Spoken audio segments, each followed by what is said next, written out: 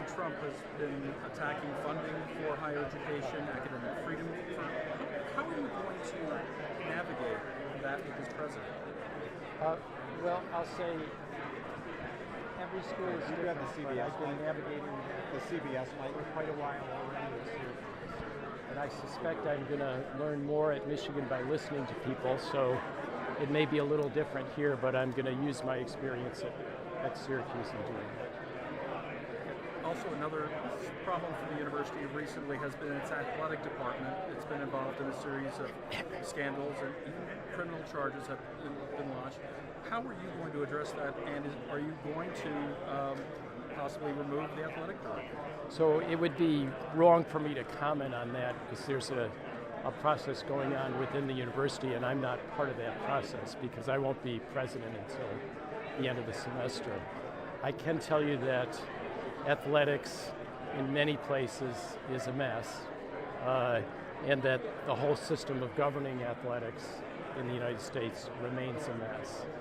And maybe to preview a little bit of my attitude, I remain at the moment the only president of a major university who has been willing to go on the record to say my fervent belief that collective bargaining nationally with student athletes is going to be an essential part of success, as it is currently for all successful professional sports.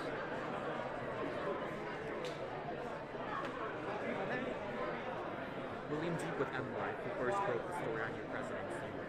When you announced in August of 2025 that you'd be stepping down from chancellorship at Syracuse University, did you have the presidency role at the University of Michigan in mind? It's a good question. I had planned to step down at Syracuse more than a year ago. I delayed the announcement so that the university could, in an orderly and successful way, recruit a successor. So I can assure you more than a year ago, it didn't even occur to me that Michigan would be looking for a president. So the answer is no. This was surprising to me as well as to my family that this has happened. What do you feel of this talk and this image of what a Michigan man is and being someone who has graduated from here, with that term being thrown around a lot recently? How do you interpret that, and what does that mean to you as you step into this role in Michigan? Well, I've heard the term Michigan man mostly in connection with athletics at Michigan, and I don't use it because I believe athletics in Michigan involves men and women, and I fervently believe in women's sports as well. I don't know what that culture means lately. When I was here, it meant a certain set of values and practices associated with Coach Schembechler. I think what's relevant is that culture changes and institutions change, and Coach Schembechler has been gone a long time. So I suspect that lots of people have been working hard on what Michigan people means in athletics going forward. What's job one for you? What's job one? Job one, yeah. I don't know yet.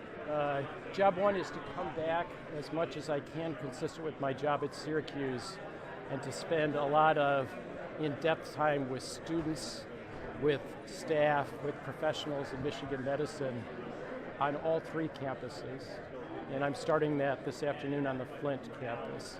And it is to understand Michigan now, not the Michigan of rosy memories when I lived here. I've been involved with Michigan as an alumnus and a friend since I left, but not at the level I need to do this job. Are you going to Flint today? I am. But why? Why? Because I think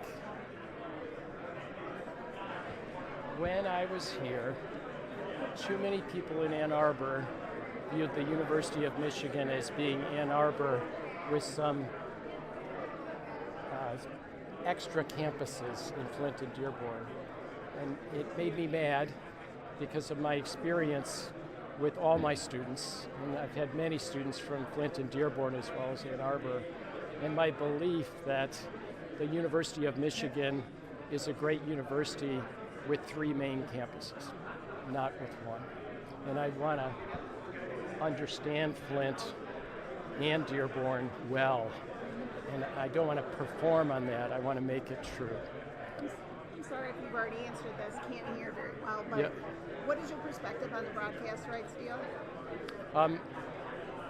So I'm truly not familiar with the details of it because it's been held so closely what it actually is in the Big Ten. I would say that I am open to creativity in funding college sports, but I think that an institution with the value and history of Michigan should be as careful as Notre Dame in selling that. And I think the value and brand of Michigan is at least as valuable as Notre Dame's. Outside of the federal issues, what do you think are issues that are most important facing the University of Michigan? Boy, there's too many to count right Could you now. name a few? I'm a lawyer, so there's some really important legal issues, so I tend to start with those. But I tried to address what I really think is the most important in those remarks. And what I believe that is giving this community, the university community, the University of Michigan community around the world, confidence in the stability and values of this place. And that's kind of my first priority because it's been a rough patch recently.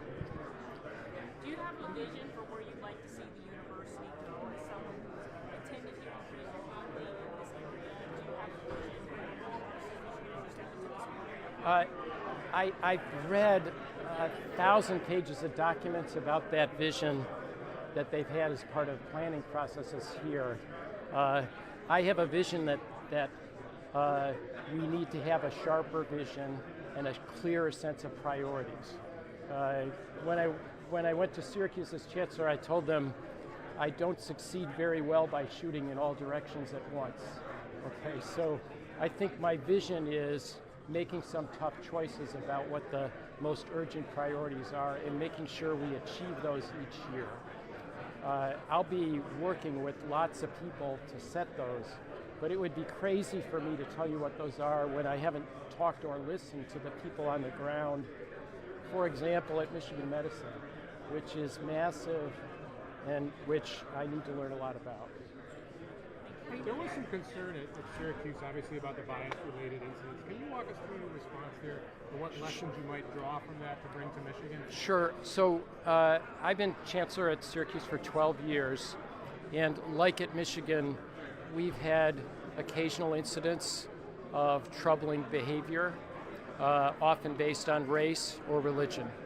And what we've learned at Syracuse, what I've learned is that whatever else you have to do to be successful, all our students have to be safe first, and all our students have to be welcome first. And you have to have systems in place to make sure that when you say you're welcoming to all, and that everyone is safe to be who they want to be, you have to actually make sure those are true and are systematically available. And when an incident happens, you have to respond quickly and appropriately and treat people like adults. That's mainly what I've learned from those experiences. Sarah at the Detroit News. I apologize if you answered this, but you were part of a private equity think tank. Has anything that you learned from that changed your mind on private equity? That's a big thing. I was not part of a private equity think tank.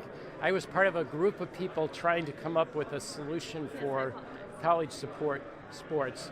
It included some members who came from private equity, but it wasn't a group that was trying to invest or buy anything.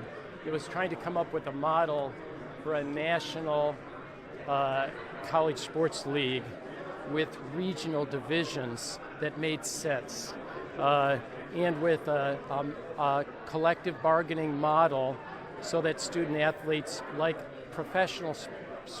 people in professional sports, had a seat at the right table to create rules that were uniformly across all institutions. So, for example, you wouldn't have dramatically different rules applying at the same time to schools competing with each other. That proposal went down in flames, largely because it was opposed by folks deeply invested in the current structure. And I concluded that things had to get a lot worse before people would be open to this, and they've been getting a lot worse. So. Michigan State is doing something similar with their athletics, buying into having outside investors. Is that something you would look at for here? I'd have to study that. I respect Michigan State greatly, in part because my identical twin brother went there, but in part because it has a great leader right now. So I expect I'll be talking to Kevin Gutzkowitz and learning about their approach, but I don't know enough about it yet. President Trump is in town tomorrow. Are you going to the Detroit Economic Club? I am not. Meet with them? If you were going, what would you say to him? I'm due back in Syracuse tomorrow. I have a full-time job still, and it's a very demanding one. Sorry. What would I say to President Trump? I don't know. I'd have to think about that one. I'm so sorry. What's your start date? Last question. My start date is my contract at Syracuse goes to June 30th, and I honor my promises. It's possible if they get a new chancellor sooner than that I'll be able to start sooner. But Charlie, one last question here. yeah. Let's ask you, and if you, I apologize if you already addressed it. You talked about University of Michigan saving your son, and you got a little choked up, it seems. What was that? Well, I haven't asked him whether I can talk about this, so I'm going to have to ask for forgiveness. He was born with his ribs as concave instead of convex, and it got so serious that they had to operate long before anyone in the world had operated. So he had to have all his ribs taken out and replaced, and it was a very risky, unprecedented surgery, but because the University of Michigan had the best people in the world and the most innovative people in the world, it worked out. And it wasn't just the doctors, it was the nurses, the decency of everybody from the people who worked the parking garages. That it was an amazing experience, and I know that's what they do every day, but we just have terrific respect for those folks. You would not have taken any other job except the one at University of Michigan. Is that right? That's correct. I had a year sabbatical, full pay, and an opportunity to spend that in Florence, Italy, London, and Madrid. So you're skipping it? And I speak Spanish and always wanted to spend time in Spain and never have really.